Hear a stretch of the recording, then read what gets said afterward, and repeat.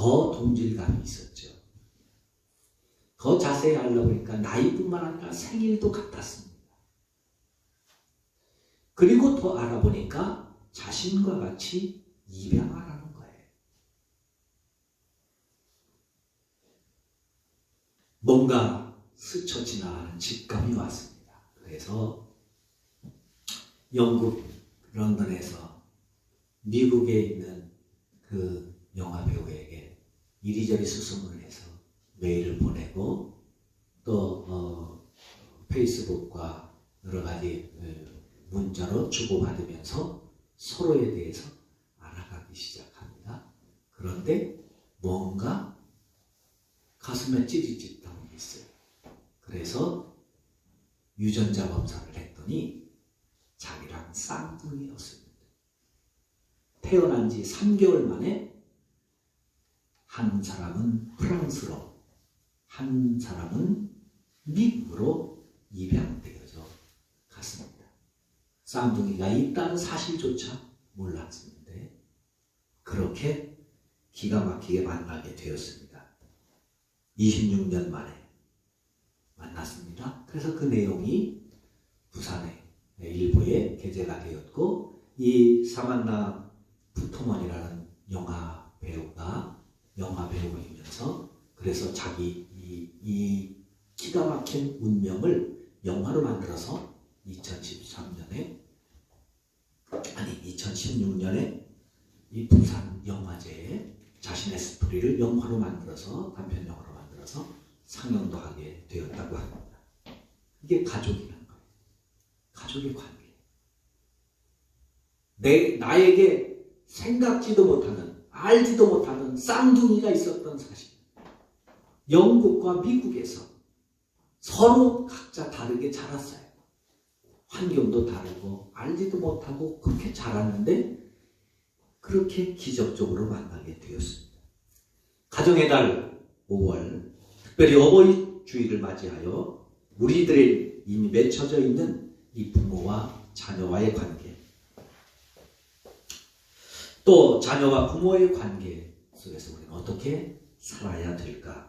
말씀을 통해서 우리 자녀들이 부모님들을 향한 그 마음과 믿음과 삶을 말씀을 통해서 다시 깨닫고 부모님을 섬기는 믿음의 지혜를 얻게 되는 은총이 있기를 주님의 이름으로 부탁을 드립니다.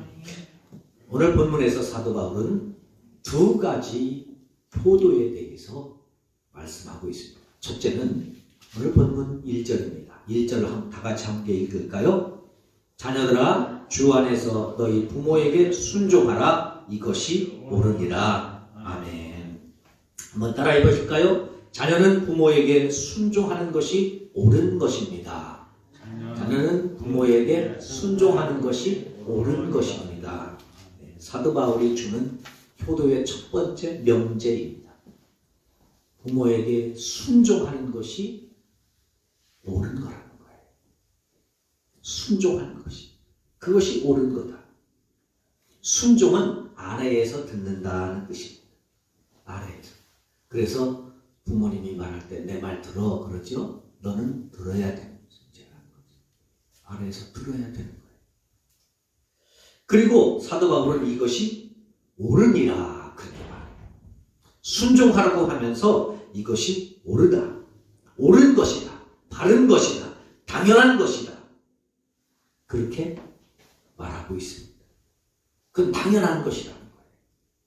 근데 이 옳다라는 말이 또 다른 의미가 있는데 이거는 법적인 용어입니다. 법적인 용어. 그러니까 재판할 때 이것이 옳은 겁니다. 이 사람이 맞습니다. 옳습니다. 그렇게 선언할 때 쓰는 말이에요. 그 하나님은요, 우리를 평가하실 때 어떻게 평가하느냐? 내가 의로운 사람이냐? 내가 인생을 잘 살고 있는 사람이냐? 아니냐? 하는 것을 부모에게 순종했느냐? 안 했느냐를 가지고 분별하신다는 거예요. 부모에게 순종하는 모습을 보고 우리를 의로운 사람이라고 인정해 주신다는 겁니다. 그러니까 굉장히 중요하죠.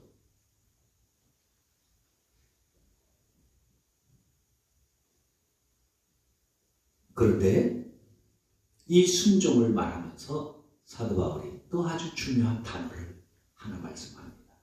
그 단어는 바로 주 안에서라는 단어입니다.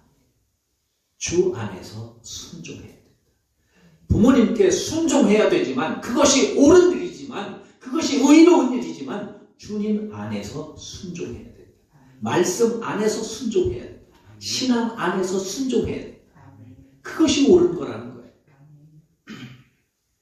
그냥 무조건 순종이 아니라 주님 안에서 말씀 안에서 이것이 옳은 것이냐 아닌 것이냐는 분간할 수 있어야 된다는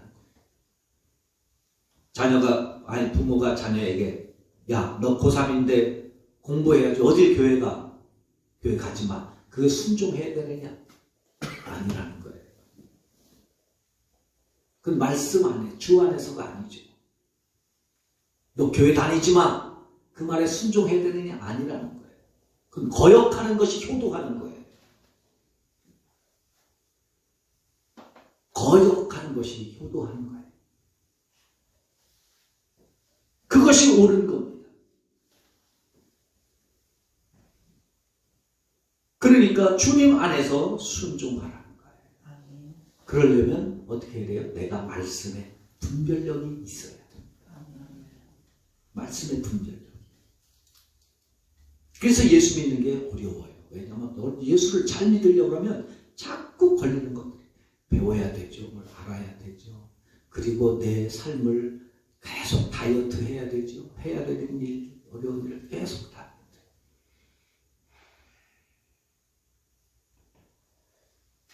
예수 믿는 것도 마찬가지예요. 효도도 마찬가지예요. 주 안에서 순종하라는 것. 세계적인 전도자이며 사회학자인 토니 캠폴로 박사님의 고백 가운데 이런 글이 있습니다. 이 토니 박사님이 초등학교를 다니는데 학교가 조금 좀 거리가 있고 도심 가운데서 거리가 있었던 것 같아요. 그러니까 도로를 몇 개를 건너야 되는 거예요. 그러니까 그 어머니가 초등학교 1학년 아이들과 학교 가는데 큰 도로를 몇 개를 건너야 되니까 불안하잖아요. 그래서 어머니가 처음에는 데려다 주지만 그거 계속 데려다 줄 수가 없으니까 옆집 누나에게 용돈을 주면서 얘야 우리 토니를 좀 잘 부탁한다. 그래서 학교 갈 때마다 이 옆집에 있는 누나가 손을 잡고 토니를 데리고 학교를 이제 등하교를 하는 거예요. 1학년 때는 못 모르고 다녔는데 2학년쯤 되니까 이 토니가 조금 자존감이 세워졌습니다. 그래도 나는 남자인데 누나가 내 손을 잡고 그것도 친누나도 아니고 옆집 누나가 나를 보호자가 돼서 간다는 거에 대해서 조금 불만이 있었고 또 그 누나에게 용돈을 주는 걸 보니까 용돈도 탐이 났고 그래서 엄마에게 나줬습니다. 엄마, 누나에게 주는 용돈 나 주세요. 그러면 나 혼자 잘 다닐 수 있어요. 엄마가 말했지 아니다. 위험해서 안 된다. 아니요, 할 수 있어요. 그럼 뭐 자식이는 부모 없다고 때를 쓰고 그러니까 엄마가 그때부터 그 용돈을 토니에게 주면서 혼자 다닙니다. 초등학교 2학년 됐으면 그동안 1년 다녔으니까 길 다니면서 조심조심 하면서 학교를 다녔어요. 그렇게 자랐습니다. 중학생이 되었을 때 온 가족들이 모여서 이야기를 나눌 때 이 토니가 자기가 얼마나 독립심이 강하고 어릴 때부터 이 독립적인 생활을 했는지 자랑스럽게 그 이야기를 가족들에게 했습니다. 가족들이 야 대단하다고 친척들이 칭찬을 하겠죠. 그때 어머니가 이렇게 말했습니다. 너는 그때 네가 혼자 학교를 가겠다고 독립을 선언한 후에 용돈도 받고 네 자존심을 세워서 얼마나 자랑스러웠는지 모르지만 엄마는 그때부터 2년 동안 하루도 빼놓지 않고 네가 학교를 가고 올 때마다 엄마는 몰래 숨어서 네 뒤에서 늘 너를 보면서 따라다녔다. 언제 너에게 엄마의 손길이 필요할지 몰라서 늘 그렇게 몰래 숨어서 혼자 가겠다 그러니까 엄마가 또 따라다니면 그것이 자존심이 상할까 봐 몰래 숨어서 2년 동안 하루도 빠놓지 않고 그렇게 다녔다는 거죠. 그게 부모 아니겠습니까? 그런 부모님의 사랑이 은혜가 우리에게 있다는 거예요. 그런 부모님에게 순종해야 된다는 겁니다. 그것이 사도 바울의 권면입니다. 사랑하는 성도 여러분, 하나님을 섬겨가는 건데 주 안에서 순종하는 은혜가 있기를 주님의 이름으로 축원합니다. 아멘. 이 부모님의 말씀에 주 안에서 순종하는 대표적인 사람이 이삭이 있습니다. 이삭은 아브라함의 아들이죠. 그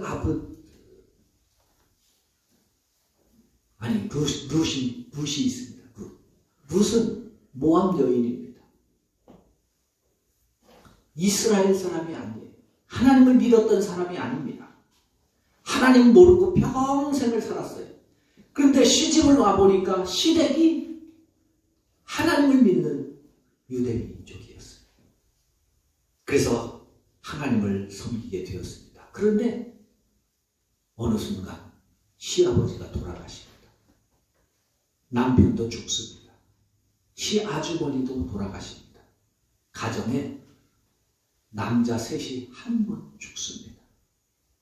여자들만 셋 남은 거예요. 시어머니, 형님, 자식. 세 여자만 남아있습니다. 시어머니가 하루는 두 며느리를 불러놓고 이야기합니다. 얘들아, 이제 너희들은 아직 젊은데 남편도 다 죽고 그랬으니 언제까지 이렇게 같이 살겠느냐. 나는 내 고향, 우리 민족으로, 우리나라로 돌아가는다. 그러니까 너희는 친정으로 가서 다시 재가해서 잘 살거라. 미안하다. 우리 집에 잘못 시집 와서 너희가 참 고생이 많구나.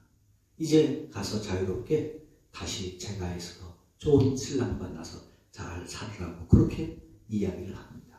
큰 며느리는 그 이야기를 듣고 자기 친정으로 돌아갑니다.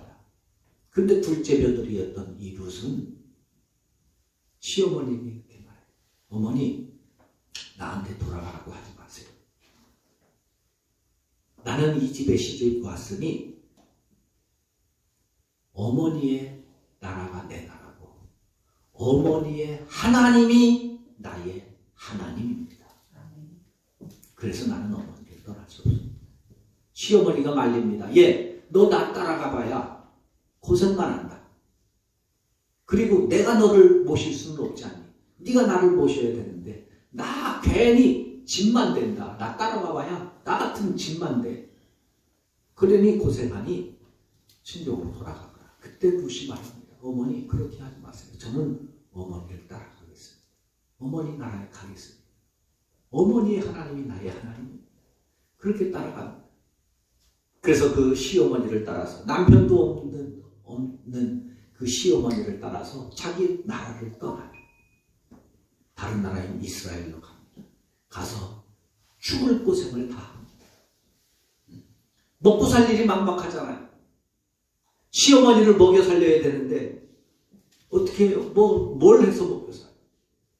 먹여 살릴 방법이 없으니까 남의 논에 가서 남의 밭에 가서 이삭 떨어진 거 주워다가 그거 주워다가 먹고 사는 거예요.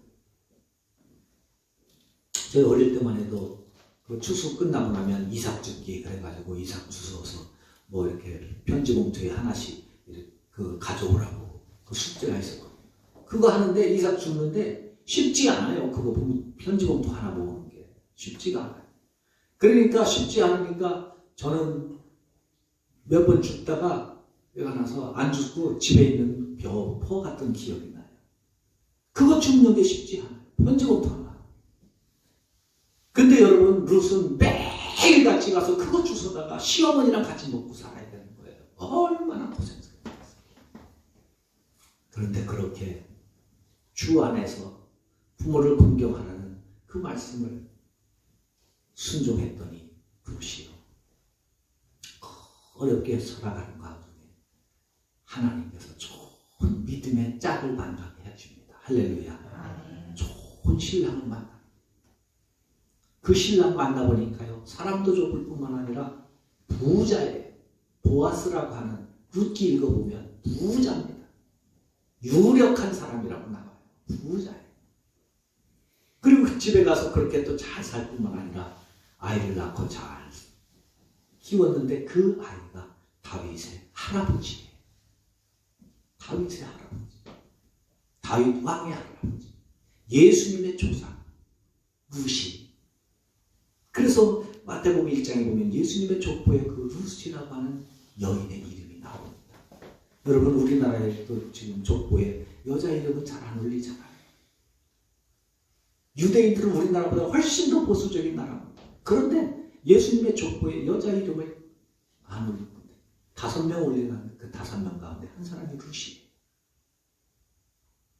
여러분, 부모님을 순종하는 것이 이렇게 귀하고 복된 일입니다. 이 놀라운 은혜에 우리 모두 함께 참여하실 수 있기를 바랍니다. 그런데 부모에게 순종하는 것이 요즘은 쉽지가 않아요. 왜 쉽지 않은가? 여러 가지 요인이 있지만 제가 2가지를 생각해 보았습니다. 옛날에는요, 부모님께 모든 것을 다 배웠어요. 집에서. 근데 요즘은 집에서 안 배워요. 학원에서 배우고 학교에서 배우고 컴퓨터로 다 배웁니다. 그러니까 부모님한테 배울 게 없는 거예요. 부모님이 하시는 얘기는 한 가지죠. 공부만 해라. 그러니까 자녀들 눈에 부모가 무지해 보이는 거예요. 별로 훌륭해 보이지 않아요. 그래서 부모에게 순종하지 않으려고 합니다. 2번째로, 옛날에는 모든 기술과 삶의 토대를 부모로부터 배웠어요.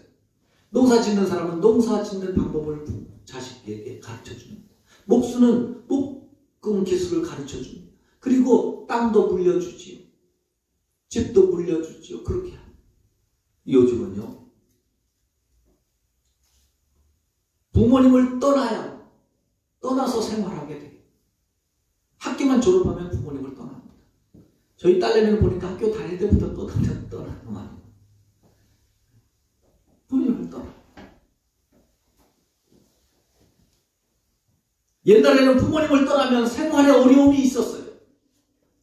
그래서 절대적인 의존의 대상이었습니다. 그런데 요즘 젊은이들은 시작부터 부모님을 떠납니다. 그러니까 부모님의 존재가 그렇게 크게 느껴지지가 않아요. 그러니까 부모님께 순종하는 거나 하는 것이 그렇게 어렵게 되는 것이죠. 그러나 그럼에도 불구하고 우리는 부모님께 순종해야 합니다. 그것이 옳은 일입니다. 그것을 하나님께서 의롭게 여겨주십니다. 2번째로, 부모님을 공경해야 합니다. 오늘 본문 2절입니다. 다 같이 한번 합독하실까요? 2절 시작. 내 아버지와 어머니를 공경하라. 이것은 약속이 있는 첫 계명이니. 사도 바울은 순종하라고 하면서 다음에는 공경하라고 합니다. 순종은 윤리적인 측면입니다. 네 부모이니까 순종해야 된다.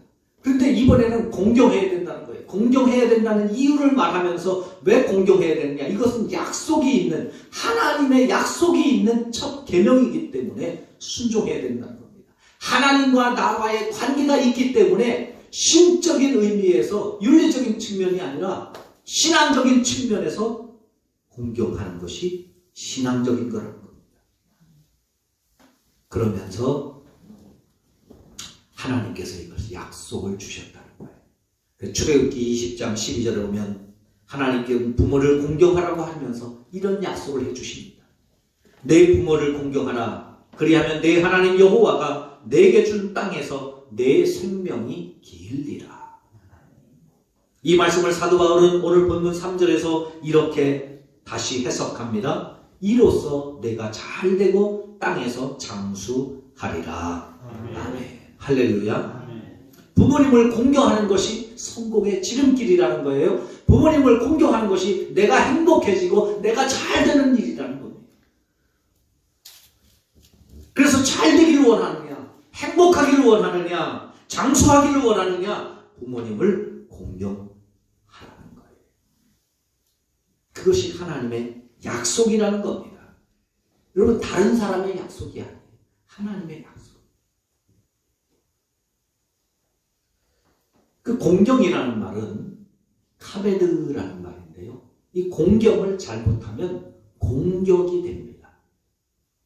공경을 잘못하면 공격이 돼요. 카베드라는 단어가 그렇습니다. 카베드라는 단어가 무겁게 여긴다 하는 그런 뜻이 있어요. 무겁게. 그러니까 부모님의 말씀을 가볍게 여기지 말라는 거죠.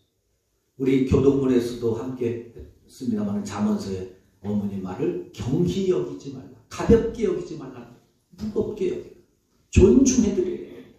그런 뜻이 또 있지만 또 다른 뜻은 부모님을 공경하라는 카베드는 영화롭게 한다는 뜻이에요. 영화롭게. 높여드려야 된다. 그것이 효도라는 거예요. 그럴 때 하나님께서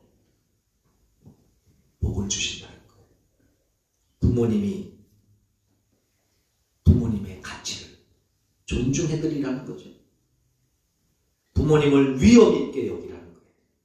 영화롭게 하라는 겁니다. 부모님이 부모님다워서가 아닙니다. 부모님이 훌륭하시기 때문이 아닙니다. 부모님이 나에게 많은 유산을 물려주어서가 아닙니다. 내가 성공할 수 있게 해주셔서가 아닙니다. 부모님이기 때문에 그 자체를 존중해드려야 된다는 것. 그 부모님의 말씀을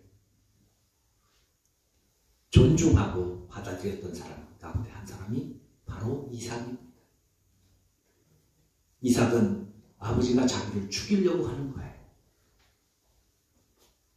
자기를 죽이려고 하는 거. 번제로 들. 그때 이삭은 순종합니다.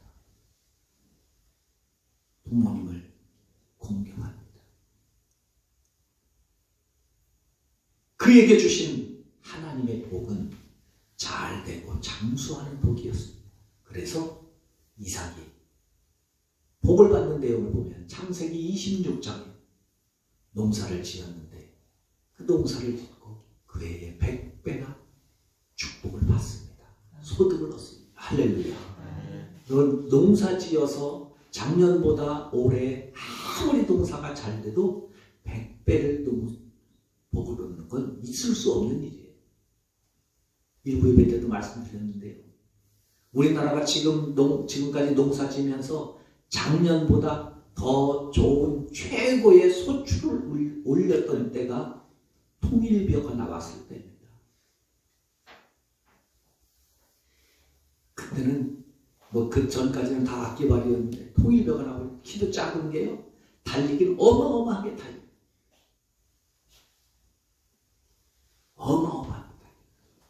그런데 그렇게 달려도 10배 이상 손출 안 납니다. 그런데 이삭은 100배나 손출을 얻었어요. 가는 데마다 샘을 파는데 샘 파는 데마다 물이 납니다. 우리 입장에서는 이해가 안 가죠.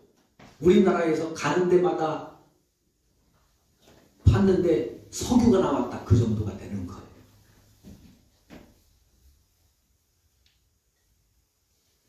기가 막히게.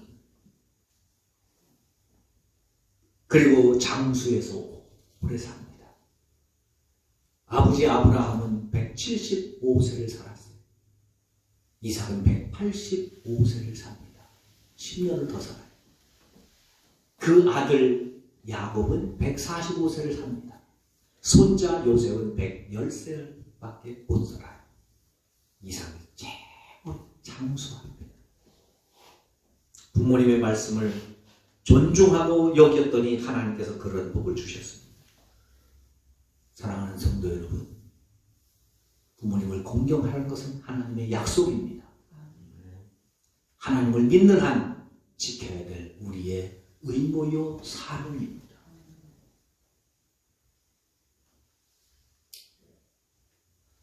어버이 주일을 맞이할 때마다 저 자신이 가장 마음에 찔립니다. 저 자신이 효도를 못하기 때문에 이런 설교하기가 정말 힘이 듭니다. 그러나 그래도 우리는 함께 해야 됩니다. 할렐루야. 그래서 어제 설교 준비를 하다가 집사람한테 가서 그랬어요. 오늘 어버이날인데 오늘은 토요일이라 도저히 안 되고 내일은 같이 가서 식사라도 함께 해야 되겠다. 도저히 양심에 찔려서 설교 원고를 못하겠다. 그랬어요.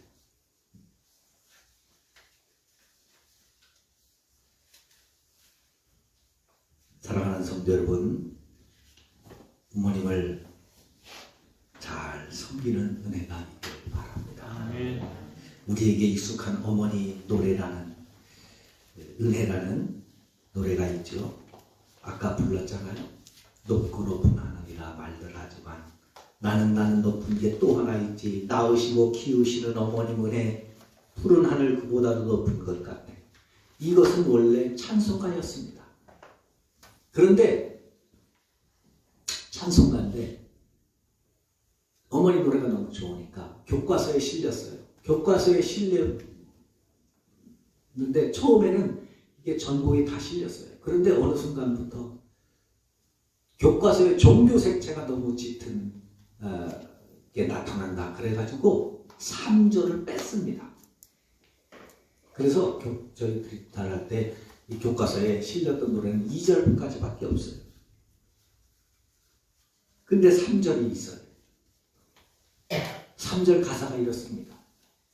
산이라도 바다라도 따를 수 없는 어머니의 그 사랑, 거룩한 사랑. 날마다 주님 앞에 감사드리자 사랑의 어머님을 주신 은혜를. 부모님께 효도하는 것, 주 안에서. 그리고 그 안에서 하나님께 감사하자는 고백입니다. 이 가사를 쓰신 윤춘벽 목사님은 불치병으로 여겼던 말라리아에 걸렸어요. 거기서 사경을 헤매는 가운데 자기를 흑진의 병 간호하는 어머니를 보면서 이 시를 썼다는 거예요. 그런데 그 시를 쓴 다음에 그 어머니의 기도 때문이었는지 이분이 병고침을 얻었습니다. 나중에 이것이 어머니 노래로 이제 곡이 맞춰진 것이죠. 어버이 주일. 부모님은 우리의 눈에 보이는 하나님과 같습니다. 하나님 대신 우리에게 눈에 보이는 존재로 보여주십니다. 그래서 우리는 중요하게 여기셔야 합니다. 순종하십시오. 부모님의 말씀에 순종하는 것, 그것이 옳은 것이고 하나님이 그를 의롭다고 여겨주십니다. 부모님을 공경하셔야 합니다. 그것이 우리의 축복입니다. 내가 잘 되는 길입니다. 내가 행복해지는 길입니다. 하나님을 믿는 우리에게 부모님을 공경함으로 땅에서 잘 되는 길이 열리고 장수하게 되는 길이 열리는 그 축복의 자리에 우리 모두 함께 할 수 있기를 주님의 이름으로 부탁을 드립니다. 하나님 감사합니다. 은혜 주시고 축복 주셔서